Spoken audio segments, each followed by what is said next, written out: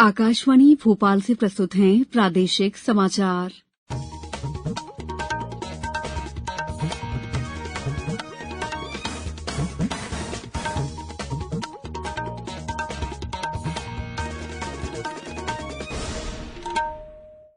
नमस्कार, समाचारों के साथ मैं दीपा सिंह।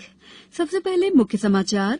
सार्वजनिक वितरण प्रणाली के माध्यम से देश भर के 291 आकांक्षी जिलों में फोर्टिफाइड चावल वितरित किया जाएगा। सूचना और प्रसारण मंत्रालय ने मीडिया को ऑनलाइन सट्टेबाजी प्लेटफॉर्म के विज्ञापन प्रसारित या प्रकाशित न करने की दी सलाह। भारत और दक्षिण अफ्रीका के बीच 5 मैचों की श्रृंखला का तीसरा अंतर्राष्ट्रीय T20 मैच कल विशाखापट्टनम में खेला जाएगा। और प्रदेश के कई इलाकों में जोरदार प्री मानसून बारिश होने से गर्मी से मिले मुक्ति, भोपाल में भी बदला मौसम। अब समाचार विस्तार से। केंद्र सरकार ने कहा है कि 2022-23 में सार्वजनिक वितरण प्रणाली के माध्यम से देश भर के 291 आकांक्षी और अधिक बोझ वाले जिलों में फोर्टिफाइड चावल वितरित किया जाएगा। खाद्य सचिव सुधांशु पांडे ने आज नई दिल्ली में बताया है कि सरकार ने इस दौरान 175 लाख मीट्रिक टन फोर्टिफाइड चावल उपलब्ध कराने की योजना बनाई है। उन्होंने कहा है कि इस योजना में सभी एकीकृत बाल विकास सेवा केंद्रों, प्रधानमंत्री पोषण और मध्याह्न भोजन स्कूलों को शामिल करने पर ध्यान दिया जाएगा। 16 राज्यों के 90 से अधिक जिलों ने इस चावल को लेना शुरू कर दिया है। वर्ष 2021-22 में पहले चरण के दौरान लगभग 17 लाख मीट्रिक टन फोर्टिफाइड चावल वितरित किया गया था।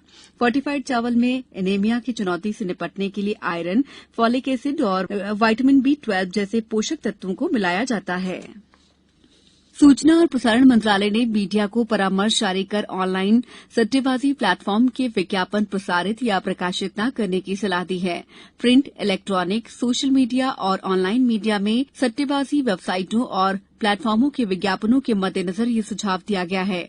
इसमें कहा गया है कि सट्टेबाजी और जुआ देश के अधिकांश हिस्सों में अवैध है। इससे उपभोक्ताओं, विशेषकर युवाओं और बच्चों के लिए वित्तीय तथा सामाजिक आर्थिक जोखिम हो सकता है। परामर्श में ये भी कहा गया है कि ऑनलाइन सट्टेबाजी के विज्ञापन भ्रामक हैं। ये भारतीय प्रेस परिषद द्वारा निर्धारित पत्रकारिता आचरण के मानदंडों के अंतर्गत उपभोक्ता संरक्षण अधिनियम, विज्ञापन संहिता और विज्ञापन मानदंडों के अनुरूप नहीं है। आज अंतर्राष्ट्रीय एल्बिनिज्म जागरूकता दिवस है। ये दिवस एल्बिनिज्म से पीड़ित लोगों के अधिकारों के बारे में जागरूकता लाने और उनके साथ होने वाले भेदभाव की रोकथाम के लिए मनाया जाता है। एल्बिनिज्म जन्म के समय होने वाला एक गैर संक्रामक और आनुवंशिक रोग है। इसमें त्वचा और बालों में मेलानिन की कमी हो जाती है। इस साल अंतर्राष्ट्रीय एल्बिनिज्म जागरूकता दिवस का विषय है united in making our voice here है। एम्स भोपाल में अंतर्राष्ट्रीय योग दिवस के कार्यक्रमों की श्रृंखला में आज संस्थान में कार्यरत सफाई कर्मियों के लिए योग सत्र का आयोजन किया गया। कार्यक्रम की शुरुआत में चिकित्सा अधीक्षक डॉ मनीषा श्रीवास्तव ने संस्थान में कार्यरत सफाई कर्मचारियों को अपने संबोधन में योग को दैनिक जीवनचर्या में शामिल करने हेतु प्रोत्साहित किया। योग सत्र को डॉ मुद्दा सोफिया और डॉ श्वेता मिश्रा द्वारा संचालित किया गया। कार्यक्रम में संस्थान के लगभग 80 सफाई कर्मियों ने भाग लिया। समाचारों में वक्त है ब्रेक का। ये समाचार आप आकाशवाणी भोपाल से सुन रहे हैं। हमारे समाचारों को अब आप कभी भी और कहीं भी अपनी सुविधा के अनुसार सुन सकते हैं। ये समाचार बुलेटिन YouTube, ट्विटर और फेसबुक पर AIR न्यूज भोपाल पेज पर सुने जा सकते हैं। इसके अलावा आप हमारी वेबसाइट newsonair.nic.in पर या फिर AIR न्यूज ऐप पर भी समाचार सुन सकते हैं। ब्रेक के बाद समाचारों में आपका एक बार फिर स्वागत है। सीहोर जिले में स्थित रातापानी अभयारण्य क्षेत्र में ट्रेन से वन्य प्राणियों की मौत रोकने के लिए रेलवे 4 ओवरपास बनाएगी। चारों ओवरपास की ड्राइंग पास हो गई है। ओवरपास के दोनों ओर पेड़ पौधे लगाकर हरियाली विकसित की जाएगी ताकि वन्य प्राणियों को प्राकृतिक माहौल मिल सके। ट्रेन आने पर वन्य प्राणी विचलित न हो और नीचे न कूदें, इसलिए 3 मीटर चैनलिंग फेंसिंग लगाई जाएगी। पश्चिम मध्य रेल भोपाल पंडल बुदनी बरखेड़ा के बीच पुरानी अप डाउन सहित तीसरी रेल लाइन पर एनिमल फ्रेंडली ओवरपास बनाएगी। वन्य प्राणियों के लिए रेलवे ने इनमें 6 चेक डैम बनाए हैं ताकि उन्हें पीने का पानी आसानी से मिल सके। प्रदेश में प्री मानसून की गतिविधियां शुरू हो गई हैं और अलग अलग इलाकों में जोरदार बारिश हो रही है, जबकि भोपाल में दिन भर बादल छाए रहे और कुछ हिस्सों में हल्की बूंदाबांदी हुई, जिससे लोगों को गर्मी से कुछ राहत जरूर मिली है। धार और बड़वानी में आकाशीय बिजली गिरने से 2 लोगों की मौत हो गई। मौसम वैज्ञानिक डॉक्टर पीके साहा ने बताया है कि आज भी प्रदेश भर में प्री मानसून की गतिविधियां जारी हैं, जबकि 15 जून के बाद प्रदेश में मानसून के आने की संभावना है। अलीराजपुर जिले में बीते 24 घंटों के दौरान जिले में 11.05 मिलीमीटर बारिश दर्ज की गई। अशोकनगर में झमाझम बारिश होने से लोगों को तेज गर्मी से राहत मिली है। वहीं नीमच में भी जोरदार बारिश हुई है। सीहोर जिले में प्री मानसून की दस्तक होने के बाद मौसम ठंडा हो गया है, लेकिन अब बारिश के बाद उमस से लोग परेशान हैं। क्रिकेट में भारत और दक्षिण अफ्रीका के बीच 5 मैचों की श्रृंखला का तीसरा अंतर्राष्ट्रीय टी20 मैच कल विशाखापट्टनम में खेला जाएगा। श्रृंखला में बने रहने के लिए भारत को इस मैच में जीत दर्ज करनी होगी। इससे पहले भारत 2 मैच हार चुका है।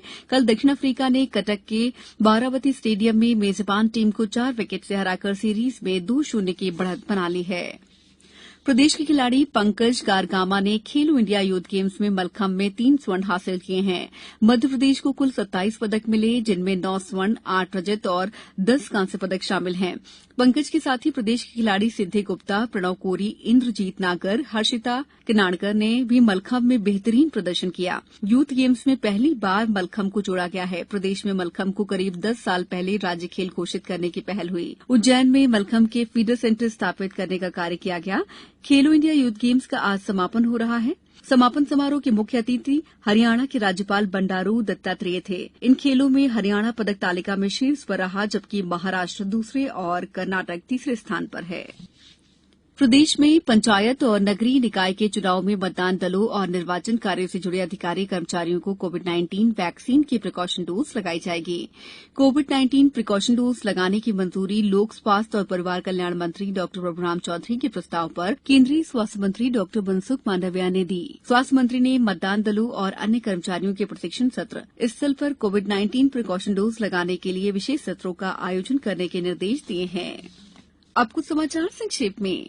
राष्ट्रपति चुनाव के लिए विज्ञान भवन नई दिल्ली में भारत निर्वाचन आयोग द्वारा आयोजित कार्यशाला में रिटर्निंग ऑफिसर और प्रमुख सचिव मध्यप्रदेश विधानसभा एपी सिंह तथा अपर सचिव मुकेश मिश्रा द्वारा भाग लिया गया।